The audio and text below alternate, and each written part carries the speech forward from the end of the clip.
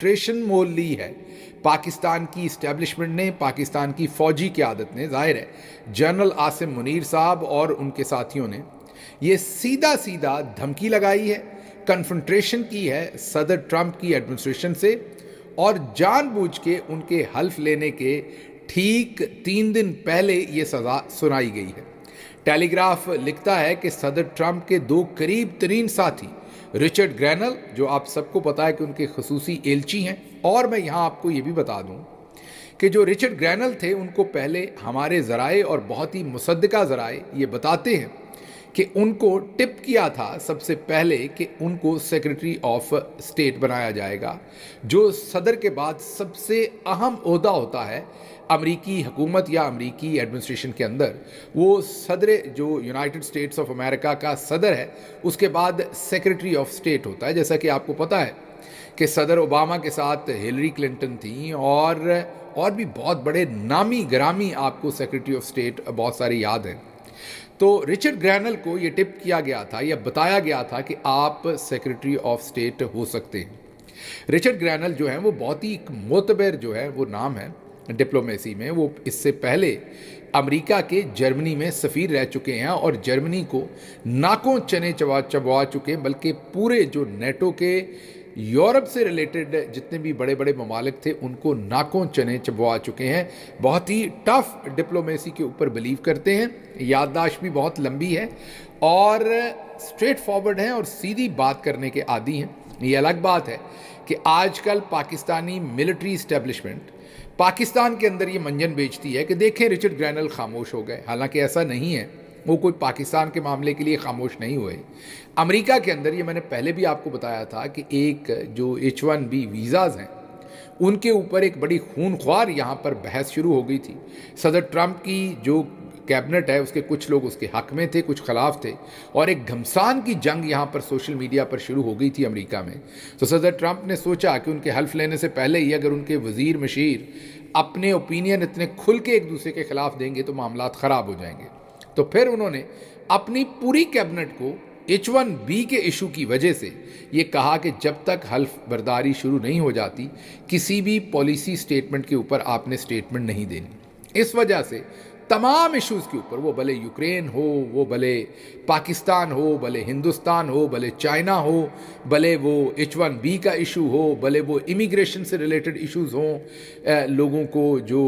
یہاں پر بغیر ویزے کے انہیں یہاں سے بھیجنا ہے، رکھنا ہے، کوئی بھی ایشوز ہوں، اس وقت جو پریزیڈنٹ ٹرمپ کی کیبنٹ کے یا اہم ان کے لوگ ہیں وہ کوئی ایسی سٹیٹمنٹ نہیں دے رہے۔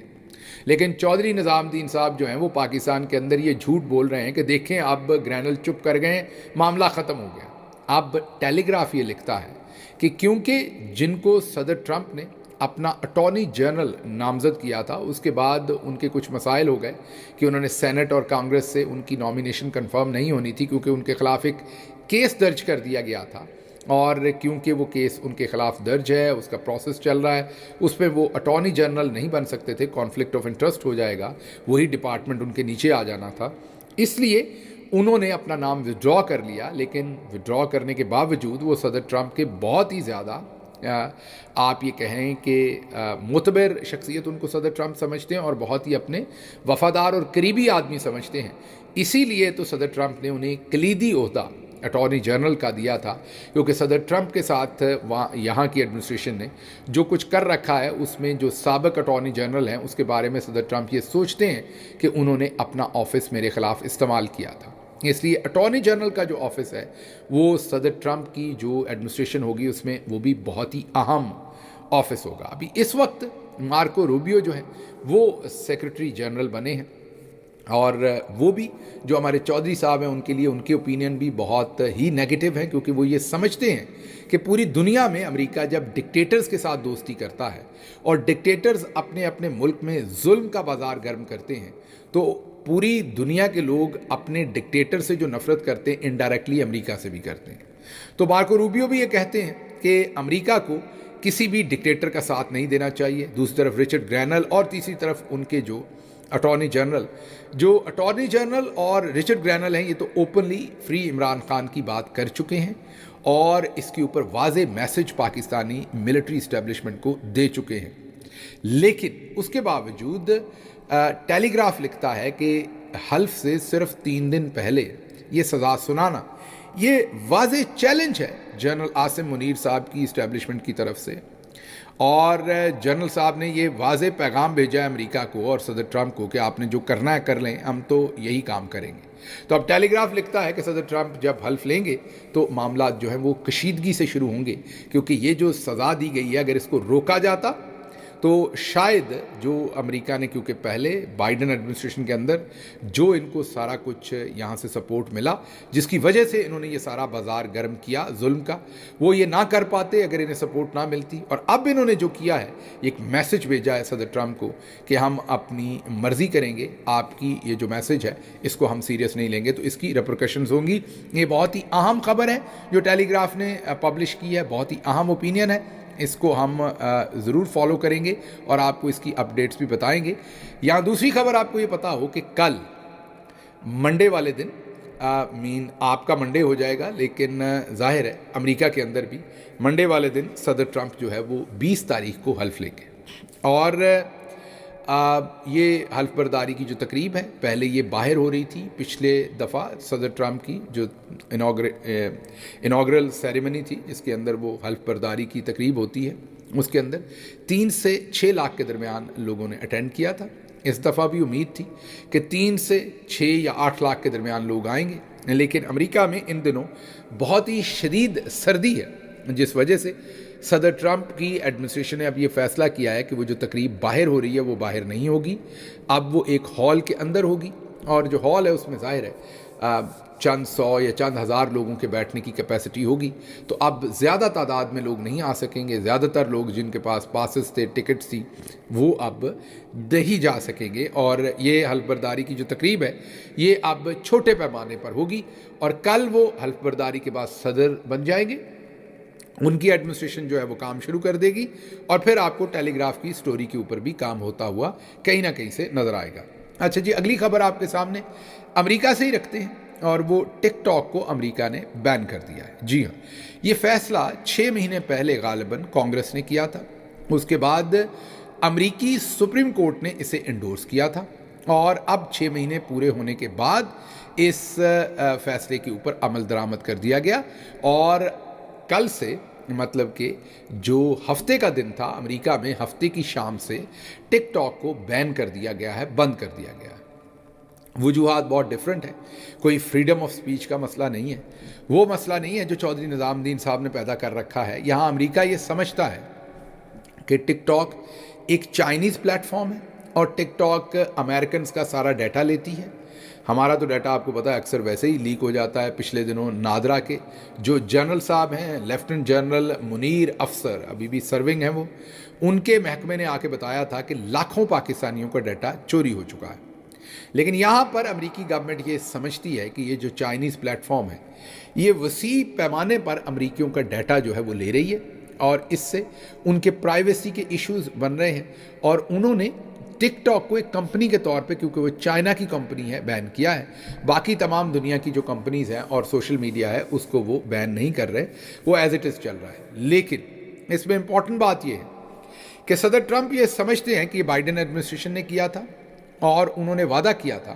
کہ جب وہ صدر بنیں گے اور اپنا دفتر سنبھالیں گے تو وہ ٹک ٹاک کو بحال کرنے کی کوشش کریں گے۔ تو ابھی تمام لوگ ان کو ان کا وعدہ یاد کروا رہے ہیں، اور ہمیں بھی لگتا ہے کہ اگلے چند دن میں صدر ٹرمپ جب اپنے عہدے کا حلف لے کر،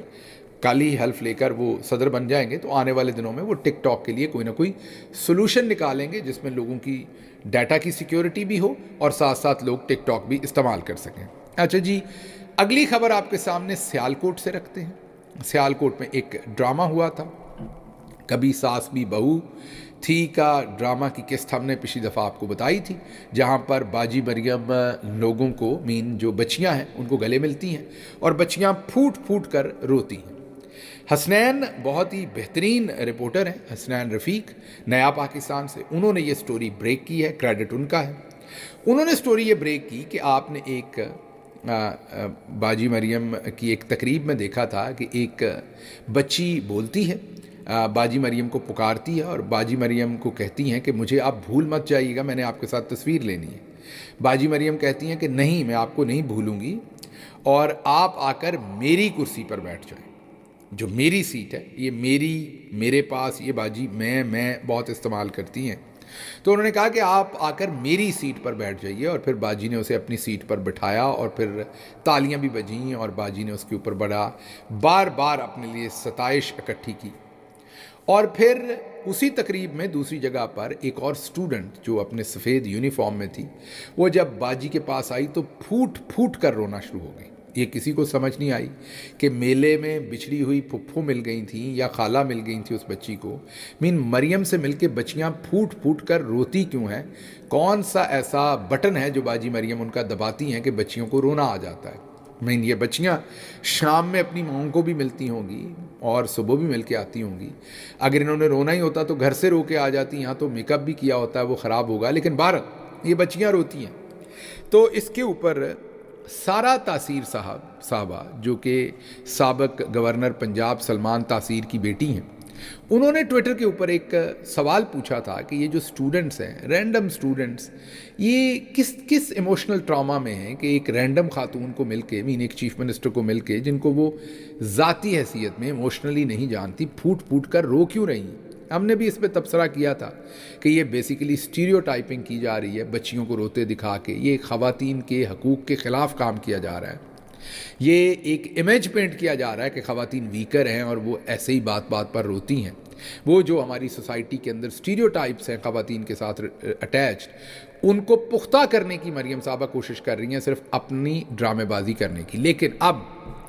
کبھی ساس بھی بہو تھی جو ڈرامہ کی قسط ہے، اس کا ڈراپ سین ہوا ہے، اور حسنین رفیق صاحب نے یہ بتایا ہے کہ یہ جو سیالکوٹ کے کالج کے اندر سب کچھ ہوا،